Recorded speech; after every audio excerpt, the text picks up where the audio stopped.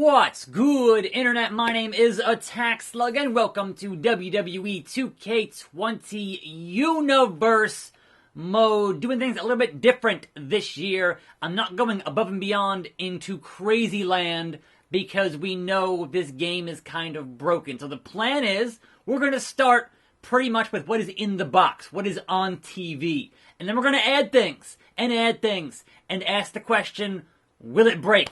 I think the answer is probably, but here we go. Monday Night Raw. What is on the show here? Mysterio, Natalya, Sarah Logan, Rollins and Murphy, your new tag team champions, fighting The Club. Rusev, Aleister Black, Samoa Joe, and The Big Show, and Becky versus Charlotte. So, let's begin the show. Welcome everyone to Monday Night Raw. And welcome to a fine Tuesday here on the program as the pyro goes off. And yes, one of the plans is to include hopefully better, more updated stages from the community creations. However, we know that also tends to break things. So again, we're starting pretty much bog standard in terms of arenas, in terms of superstars, etc., etc. Let's see what Ray has to say. Booyaka, booyaka! And I'm not going to read all these word for word because, man, these can get very boring. But I'm going to give you the gist of it here as we see who Ray is calling out or gets called out by, etc., etc. Oh, good, I'm playing this. Tonight, something unexpected will happen on Raw because that's what Raw do. Opportunity is the next step for me. I paid my dues. Ready or not, it's time to face me. And who will answer the call? Oh, Andrade, your U.S. champion, is here to face off against Rey Mysterio head-to-head, as they did last night. That match should have been on a pay-per-view, but instead it sets up Andrade and Humberto at the Royal Rumble. So, sure, I guess fine, but man, that match, again, I want to see eventually Mysterio and Andrade mask versus hair. Do that. I'm going to come out here and school you and drop some truth bombs. That was a pretty lame interruption, Andrade. I'm a self-made superstar with a manager who talks for me, so no. Let's settle this in the ring. Take the bass out your voice. Or as JBL once said, take the bass out your eyeballs. You're not WWE superstar material. What? Come get some. You ain't worth my time. Use your last word. I'll beat some respect into you, Andrade. Yes, I will. Alright, I won that promo. Good for me. I mean, look, Ray speaks a lot better English than Andrade, so of course he wins that promo battle. Come on now. That's not a rivalry, so we'll give it to Natalya. That's not a rivalry match, so we're going to give it to your new tag team champions. And here we have Rusev with Liv Morgan versus Aleister Black. Yes, let's do that. Rusev awaiting Aleister Black in the ring. Will he surprise him in some way? He wants that victory to continue his fight against... Wait, what's happening? What? Aleister Black, no! How could you? Man in the dark? Is it Lashley? Yes, it's Lashley. Again, even in the game, you can't escape Lashley and Rusev. It cannot be escaped. Lashley. Lashley. Looks like money. Smells like money. Anyhow, what is going on?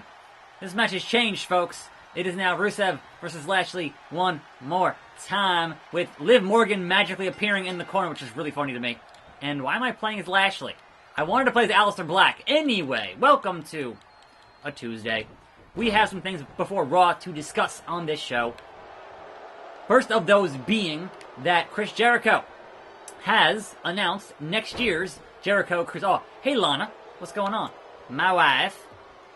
So yes, there will be a triple whammy there for Chris Jericho in those Wrestling Rock and Rager cruises. So next year, that's cool. Those continue to be successful, so they're going to keep on doing them, I suppose. Now, that stuff they're going to tape on that cruise is going to air on AEW tomorrow. Looking forward to seeing how that is set up visually, but hey man, wrestling on a cruise ship, sure. Why not? But as Jericho told you on Twitter, do not expect anyone to bump off of the cruise ship because they would die. Like, common sense, people. Absolute common sense. As much as Darby might want to do a coffin drop off the ship, no, he would die. It's very, very high in the air. Now then. Also, out on the indies, if you're wondering about the Ascension, they have a name now on the indies. It is the Wasteland Walkers. So, not the Wasteland Wanderers, like in this game in the DLC, which they weren't in, which is extra funny. But it is the Wasteland Walkers on the indies formerly known as Connor and Victor. I'm not sure they have new names on the indies or what the deal is there. But I seen that on my Twitter feed this morning, so best of luck to them as they continue to do things in the world of wrestling. Anyhow, moving on to Monday Night Raw. Joe and Owens did not have the big show this week. Instead, they had the Viking Raiders, which was bad for the Raiders. When you look at that entire night, it was not a good choice for them to back up Joe and Owens, but a big troop of beefy men, a bunch of hosses is a pretty good faction to have, so hoss fight! Digging that. Anyhow, I'm going to hit that pose on you, Rusev. His favorite pose. Don't you worry, Rusev. Don't you worry. Signature. Now, this isn't hard. I thought about putting it on Legend, but I haven't got it there just yet. But so far, I've been just thoroughly trouncing Rusev here. And it's been pretty one-sided with Lashley. Bringing it down. So that's kind of interesting on hard.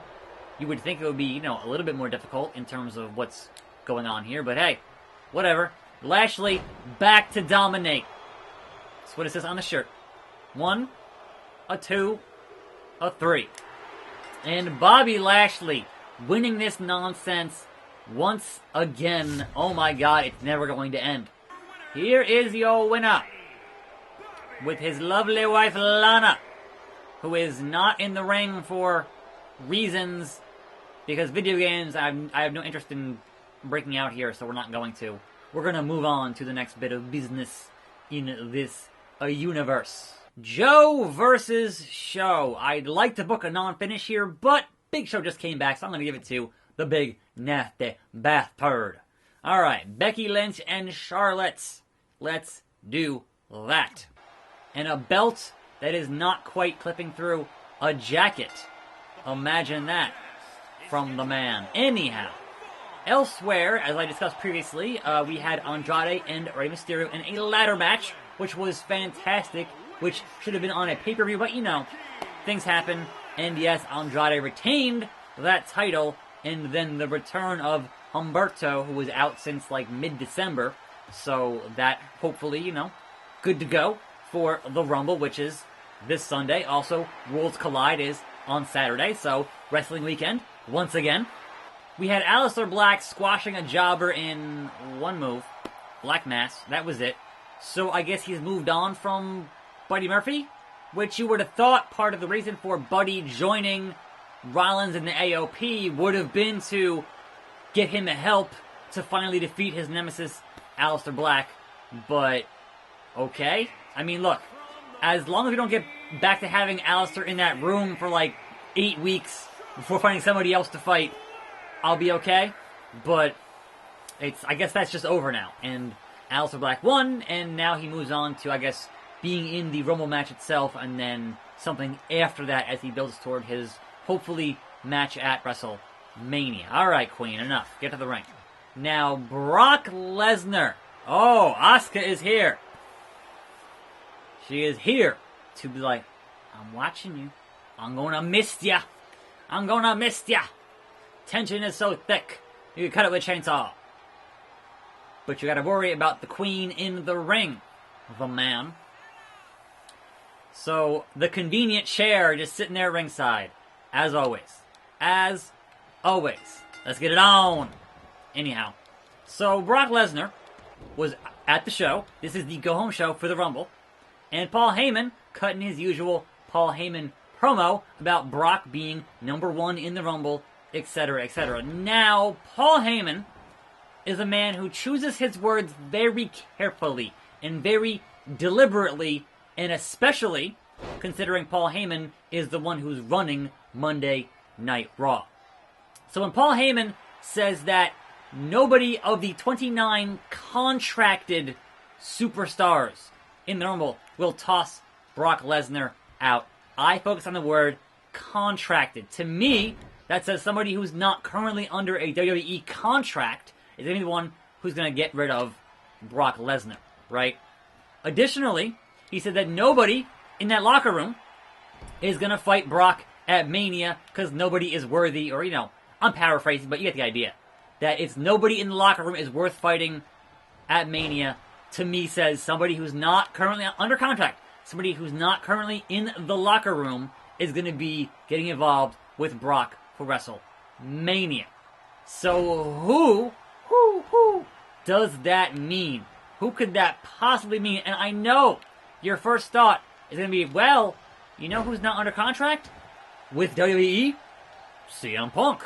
And yes, that would definitely be the shocker of the century. And we know one thing CM Punk wants is a WrestleMania main event. And that, you would imagine, if he's going to fight Brock at Mania, that'd be the main event. That's two birds, one stone. Because when they say not contracted, I consider John Cena still under contract, right? So yeah, it could be John Cena, but he's currently under a deal still, even though he hasn't worked in quite a while. So, why is Asuka in the ring? Double team from the Queen and the Empress. Oh, and now going after, backslide driver. Sure, why not? As the man stands alone in the ring, that's fine. And after all that, we had Ricochet come out and say he's not afraid of Brock, and then got made to look like an absolute chump because, booking and whatever else, so it is what it is. Anyhow, they had Randy Orton fight McIntyre. Oh, nice! German. 5 count. Will Asuka be like, no, only I get to fight Becky, so I'm going to take out Charlotte and make this happen? That's a good story. That'll work. That's fine. 7 count. Unless, as the man stands alone. Oh, nope, they both got in there. Well, referee, you want to say DQ? Anybody? Bueller? Whatever. I'm here to capitalize, because why not? But also, Asuka, what are you doing?